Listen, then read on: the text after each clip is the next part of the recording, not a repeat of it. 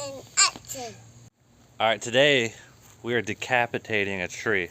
I want to go over why and when and how I do that because it's important. In some trees, they just need to be decapitated. All right, so the story goes like this.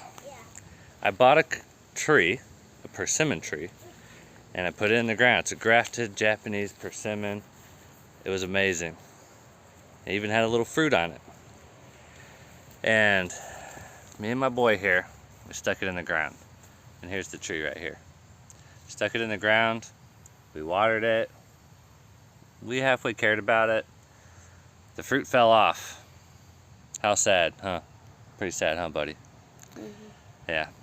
And then the leaves got wilty and ugly. And this is the time to decapitate it. All right, what are we gonna do with this tree? Smash it. Smash it? No, close, very close.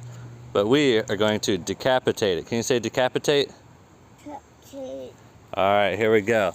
So I'm going about 2/3 up the tree and cutting it. All right, so let's look at this tree. It had some new growth on here that was getting kind of wrinkly. And the leaves were getting just very droopy and wilty. Huh, buddy? And it wasn't putting on new growth. It was pretty much stunted.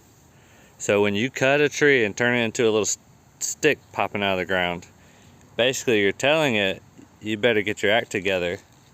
Yeah, you better get your act together or we're cutting you down. And so if I left it like this, it might come back, it might dawdle around, but if I cut it, it's gonna let me know if this tree is actually viable or not. So the other reason you do this is because it makes a great toy for the kids. They like to grab the top of the tree and just swing it around. But the main reason here is to stimulate new growth and for it to kind of have a new beginning. And so you give it a heavy pruning and then you give it a heavy pruning and see what it does. And so if it doesn't resprout, that tree was probably never gonna do anything anyway. And I would give it a little time before I just cut it out completely. All right, you'll notice there's no leaves. So let's get into the sciencey why this is good. And here it is. So there's no leaves. So I lost the trunk, but my kid threw it somewhere. But these leaves emit moisture all the time. Mostly during photosynthesis, they're releasing water. And that's evaporating, that's like the pump.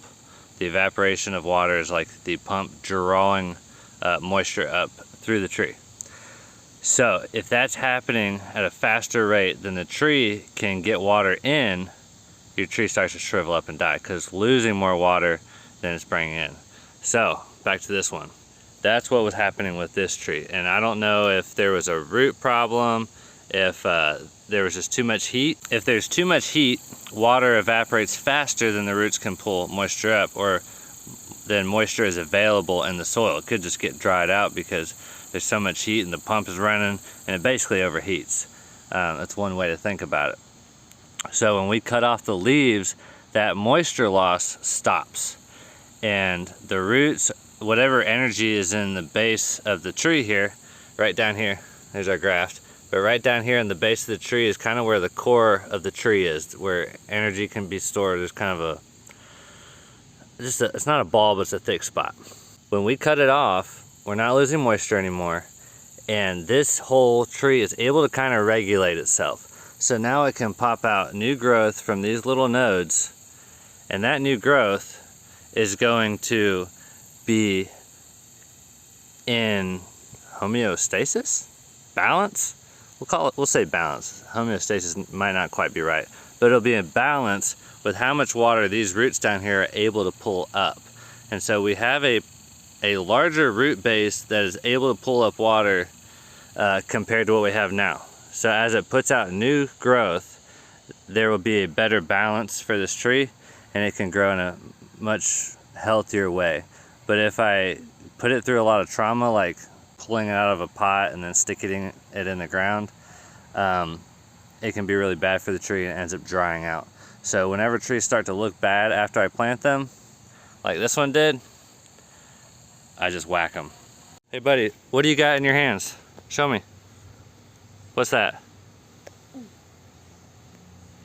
Oh, two. Collard green? Collard green. And what's in your other hand? Mango. Bethany. Good job, buddy.